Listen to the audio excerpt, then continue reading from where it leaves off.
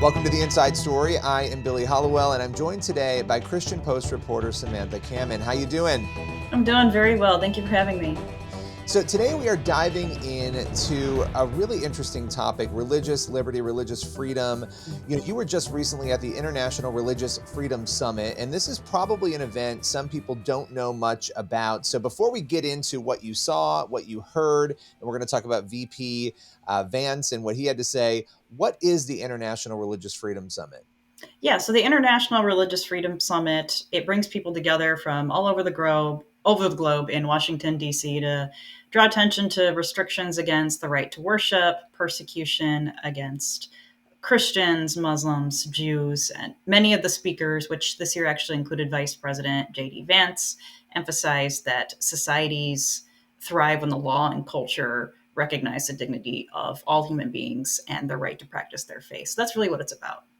It's interesting too, because you mentioned a number of faiths there. And I think in the Christian world, we often focus on Christian persecution because it is, when you look around the world, it is the most prevalent persecution is anti-Christian persecution. But many other religious groups are also persecuted in different countries around the world. Some countries persecute every religion because they don't like, they're threatened by faith.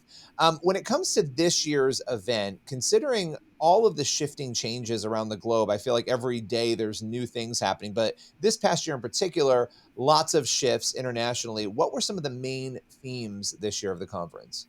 So a point that came up a lot is that the right of the freedom of religion, it belongs to every person by virtue of the fact that he or she is a human being worthy of dignity. So yes, as you mentioned, we've had a lot happening around the globe within like the past year or two. We've seen a rise in Christian persecution, anti Semitism. So there are a lot of calls for compassion, seeing one another as brothers and sisters striving towards a common goal, which is that we should uplift the right for us to be able to practice our faith, and we should be able to have dialogue with one another, not come in like a hammer, which, as one speaker said, but to try to really understand one another and have compassion for each other. Yeah, no, that's incredibly important. You mentioned some increases there, and I just want to hone in on that because you would think in 2025 that the issue of persecution would be getting better, right? I mean, you have all this technology, all this access, all of these communication forms that we have, and yet you use the word increasing. So I'm going to ask the question. I think you've already answered, but I think it's important we dig into it. When you look at on a global scale, is this issue getting worse, better? Are there places where it might be improving? I'm just curious what you heard at the conference. Mhm. Well, and as we've discussed before, Open Doors US released their report that found an increase in Christian persecution, I think 380 million worldwide. We heard some personal testimonies at the conference of people who have been discriminated against for their faith. There are also a lot of groups like Victims of Communism Memorial Foundation there to shine a light on people who have to live under these oppressive regimes that don't respect the right for people to have freedom of religion, like China, for example, what they've done to Uyghurs and how they've tried to limit the rights for Christians to worship, but also this Muslim community. So at this point, it seems like there was more of a focus on trying to find solutions because the overall sentiment, it seems like, yes, the issue is increasing and we need to try to find a way to work together. Yeah, and one of the things that I think probably gave the community that cares so much about religious liberty, and that should be everybody, but there is a community that obviously held this event, is at the core of it, was the fact that Vice President JD Vance, as you said, showed up, gave a speech. I mean, that shows there's interest within the Mhm. government to address these issues, not only here in America, but abroad. We've actually heard a number of things in recent days about claims of religious discrimination against Christians in America and how our government's going to try to deal with that. But globally, the real deep persecution, the deadly persecution. What did VP Vance have to say, especially when it comes to religious freedom advocacy being, allegedly corrupted? Some interesting comments. Yeah, so Vance called for the United States to have moral clarity when it comes to recognizing when a country is discriminating against religious people and to have a distinguishing relationship between countries that respect religious freedom and those that do not. He also, yes, touched on how he thinks the way that the US has engaged in this issue internationally has been corrupted and distorted, to the point of absurdity. Those are his exact words. And it seems like he's referring to the fact that there have been reports that have come out by the White House that there's been a lot of government spending on, for example, $2 million for trans surgeries in Guatemala. I think like $70,000 for transgender media in other countries. So, one of the promises that Vance said is that the United States is no longer going to be using taxpayer money to fund these NGOs that seem to support what he said was more of an atheist agenda.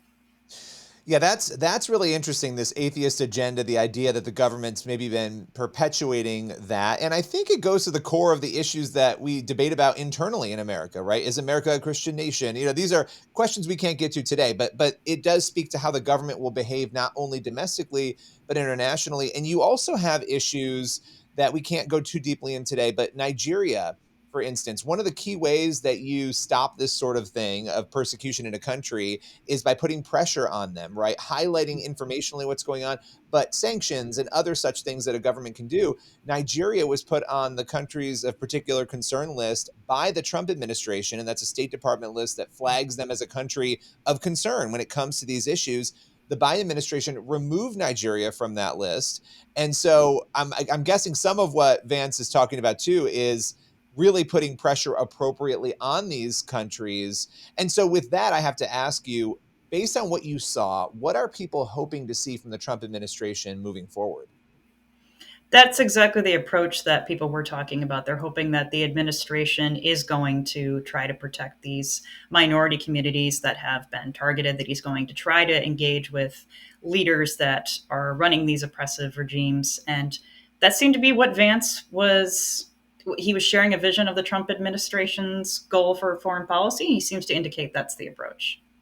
So one issue I do want to talk about before we go is Syria. Syria has been a very shocking sort of situation for years now, but big things happening there. Was Syria addressed at this conference? And if so, what was said? Yeah, so there was the patriarch for the Universal Syriac Orthodox Church. Forgive my pronunciation on that. He had a lot of titles, but one of the things that he talked about is that Christians in Syria now face a very uncertain future, because as we've discussed before, in December, the Assad regime was toppled by this rebel group led by a group of Islamists. So some of the things he actually called for international communities to support rebuilding Syria by lifting sanctions from the country. And he also called for the creation of a new constitution, one that represents everyone equally, regardless of their ethnicity or their religion. Yeah, which would be key in a situation like that when you have groups claiming they're taking over and they're going to do the right thing and be fair, but the history of those groups has shown that is not what has happened in the past, right? So that's a very scary thing if you're in a minority religious group like Christians are in Syria. I have to ask you just as a final question, you cover so many things. You're at this conference, you're listening to all this, you're seeing all this. What were you feeling as a Christian and as a journalist? I know there can be different feelings for those things at the end of the conference. Well, I really think I reflected on what Vance was talking about. He went into our nation's history, our founding fathers, and I think for many journalists who would consider themselves Christians like I do, it really makes you think about how it's a blessing to live in a country like we do, where, yeah, our founding fathers recognized that religious liberty is this crucial right to a functioning society. The laws of nature and nature's God, as they put in the Declaration of Independence, showing that, yes, there is this natural order of things, it's fixed, it exists, but government and religious communities can coincide along each other and find this common ground for morality. And not many countries have that blessing. So it really does make you grateful to be a citizen in the United States. Well, I so appreciate you breaking this down, and that is so true. The gratitude we have for the freedom that we have in this country, and that's why these conferences are so important. Samantha, thank you for your time today. Thank you very much for having me. Everyone else, make sure you head on over to the Christian Post. You can go to christianpost.com to read this story and many others, and we'll see you again next week.